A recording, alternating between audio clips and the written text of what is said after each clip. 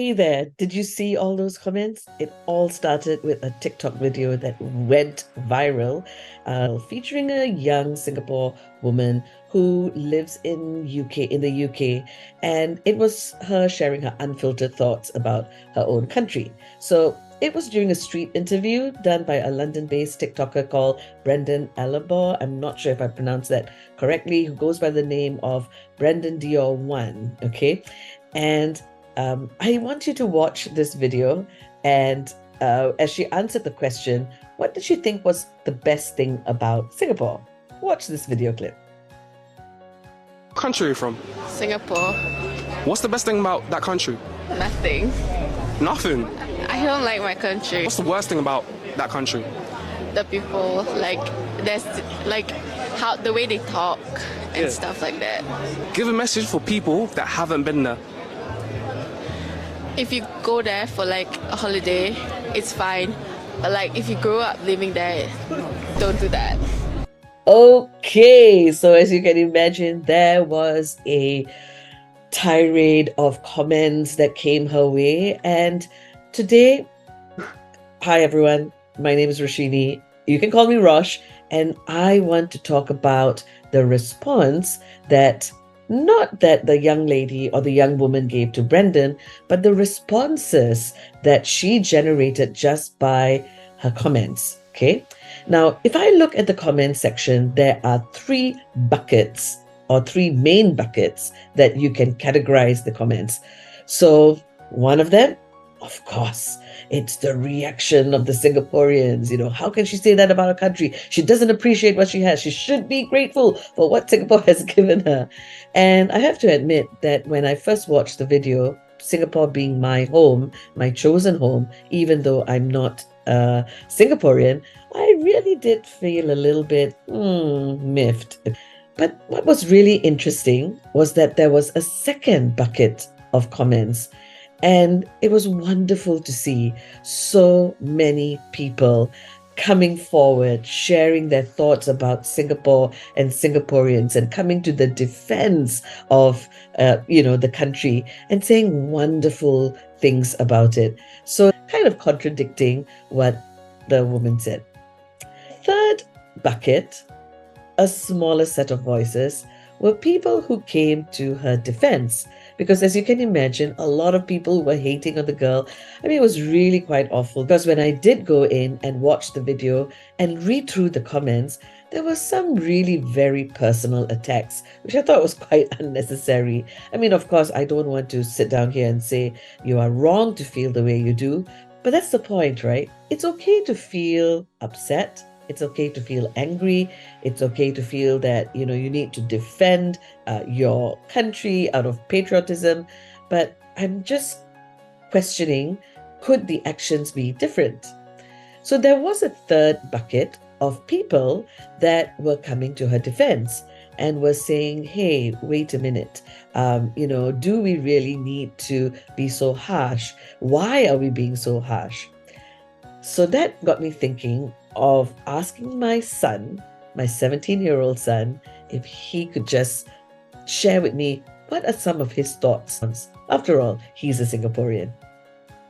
I mean, I think it's fair because, in life we all have our own opinions on a variety of different things. Truth is that there's always going to be good and bad in every single thing in life. And so in countries are the same, we all have different experiences. We all have different relations to different countries around the world. And her relation may just be different from other people's relation with Singapore. And Singapore is a great country, I definitely will say that. Great things, So I can see why people will feel more for the great things and will pounce on her. But I can also see why people are backing her because they also see the not so great things and agree with it. So, even though there's the sea of negative reactions, it's really not only lovely to see people defending Singapore, but it's also nice to hear that there are people who really, don't see why we need to react in such a negative way. Now, let me tell you, remember, I did say that was my initial reaction. So we all have our own experiences. It is, it's really essential to remember that we don't know her story. So I want to share with you a fourth way of looking at it. So I, of course, reached out to some of my friends, two friends that I have. I don't only have two friends, but two friends whose responses I thought were interesting. I'll call her M, and I'll call him W. Okay.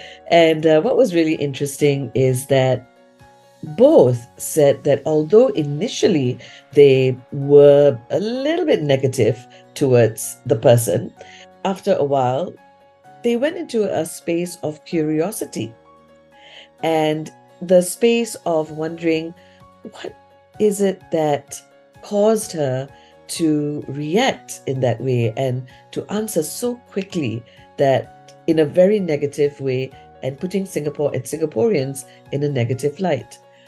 And I thought that was really interesting. And I'm so glad I spoke to them because that whole thing about moving into curiosity, I thought was just a nicer way of responding, right? So, what's the lesson here?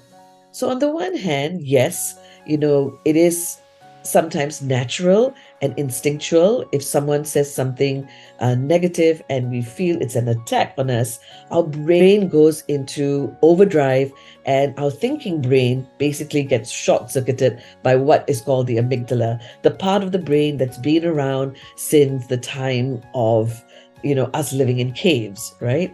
And so what it does is it tries to either fight back or it runs away to protect ourselves. So you see some of these responses in the real world, especially in today's environment, it tends to be reactionary. But we're talking about how we can get our response ability to be better, right? Because after all, it is our responsibility. So I love what M and W said. Maybe if we can just calm down, and in EQ, we say take the 6-second pause, literally just 6 seconds, and the thinking brain just gets back into gear. And if we can just move into a space of curiosity, maybe then, we get into a space where we are willing to listen more and learn more, and maybe even create opportunities for respectful dialogue. So I want you to take this, and I definitely have taken this as a reminder of times maybe in our families or maybe at work where, we feel that initial reaction to want to respond, we get triggered. Instead of just giving in to those emotions, why not take a 6-second pause and maybe go into a space of curiosity? And that can actually help build our response ability. Okay, folks, that was all for today. Do tune in for another video, which I will be posting next week, where it covers a little bit more about how do you respond to questions when you are put in a spot. How's that for response ability? See ya. Have a good week.